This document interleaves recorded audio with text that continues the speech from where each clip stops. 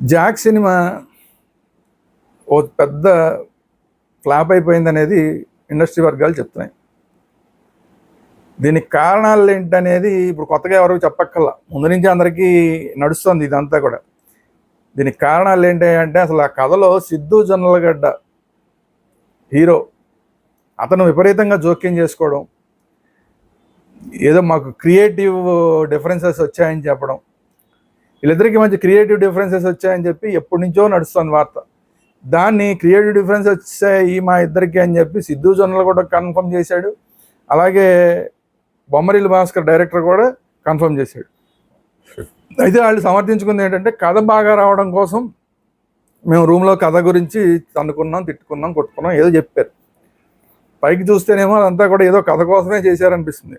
కానీ వాస్తవంగా ఏంటంటే, బొమ్మరిల్లు భాస్కర్ ఇప్పుడు ఫైనల్గా సినిమా రిలీజ్ అయ్యి ఫ్లాప్ అయిపోయి ఇవన్నీ అయిపోయిన తర్వాత బయటకు వస్తున్న వాస్తవాలు ఏంటంటే, బొమ్మరిల్లు భాస్కర్ అనుకున్నది ఒకటి, దాంట్లో ఈ జొన్నలగడ్డ ఈ సిద్ధు ఇన్వాల్వ్ అయిపోయి నాకు టిల్లులాగా కావాలి సినిమా, టిల్లులాగా, టిల్లు 2 హిట్లు కొట్టాను, టిల్లులాగానే ఉండాలి, టిల్లులాగానే ఉండాలి, టిల్లు టిల్లు టిల్లు అని చెప్పి మొత్తం చిల్లు కొట్టేశాడు మొత్తం స్క్రిప్ట్కి అని చెప్పి ఇప్పుడు మొత్తం ఇండస్ట్రీ అంతా మాట్లాడుకుంటున్నారు.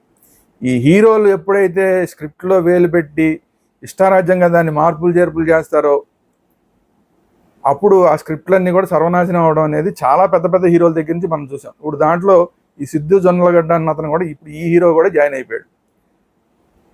పైగా ఏమనంటే తనలో ఒక రైటర్ ఉన్నాడు అంటున్నాడు. రైటర్ ఉంటే ఇదే ఆ సినిమా వచ్చేది. ఏ ఏ రివ్యూ చూడండి ఫ్లాప్ ఫ్లాప్ ఫ్లాప్ అని చెప్తున్నారు, ప్రతి రివ్యూలో ఫ్లాప్ అని చెప్తున్నారు. మరి ఏమైపోయాడు ఇందులో ఉన్న రైటర్, ఏమైపోయాడు ఇది సిద్ధు జొన్నలగడ్డ లోపల ఉన్న రైటర్, ఏమైపోయాడు హీరో, ఏమైపోయాడు? బొమ్మరిల్లు భాస్కర్ లాంటి డైరెక్టర్ని పెట్టుకొని కూడా దాన్ని మొత్తం స్క్రిప్ట్ అంతా ఖరాబ్ చేయమని ఎవరు చెప్పారు? లోపల ఉన్న రైటర్ చెప్పాడా, లోపల ఉన్న హీరో ఈగో చెప్పిందా? ఎవరు చెప్పారు? సో టోటల్గా ఈ సినిమా ఫ్లాప్ అవడానికి కారణం హీరోనే, సిద్ధు జొన్నలగడ్డే. నాకు టిల్లు కావాలి, టిల్లు 1, టిల్లు 2, తర్వాత టిల్లు 3 కావాలి అంటే టిల్లులాగే ఉండే ఆ మనిషి అంతా మాట్లాడటం అంతా టిల్లులాగే, ఇక భాష అంతా టిల్లునే.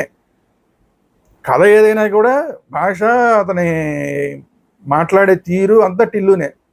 రాబోయే రోజుల్లో కూడా అలాగే ఉంటుందంట. మళ్ళీ ఇంకో టిల్లు తీస్తాడంట, టిల్లు 3, మళ్ళీ దాంట్లో టిల్లు లాగానే ఉంటాడు. మళ్ళీ దాని తర్వాత ఇంకో సినిమా, మామూలు సినిమా తీసినా కూడా దాంట్లో టిల్లు లాగే, టిల్లు టిల్లు టిల్లు. ఈ టిల్లు చిల్లు ఎప్పటికి ఇతని బుర్రలోంచి పోతుందో అప్పుడే మళ్ళీ ఇతనికి ఏమైనా హిట్ వచ్చే అవకాశం ఉంటుంది. లేదా టిల్లు 3లు 4లు తీసుకోవాలని తప్ప వేరే సినిమాలు తీసి మళ్ళీ దాంట్లో కూడా టిల్లు లాగే ఉండాలని ప్రయత్నం చేసి ఆ టిల్లు లాగా ఉండటం కోసం అని చెప్పి డైరెక్టర్ చెప్పిన కథనాన్ని పాడు చేసే ఇలాంటి హీరోలకి భవిష్యత్తు ఉండదు. ఇది ఈ వీడియో కనుక మీకు నచ్చినట్లయితే లైక్ చేయండి, మీ అభిప్రాయం ఏంటంటే కామెంట్ రూపంలో తెలియజేయండి. ఈ వీడియోని అందరికీ షేర్ చేయండి. అట్ ది సేమ్ టైం మన ఛానల్ వేదాంత ఛానల్ని, వేదాంత గ్రూప్ ఆఫ్ ఛానల్స్ని అందరూ సబ్స్క్రైబ్ చేసుకోండి. Thank you very much.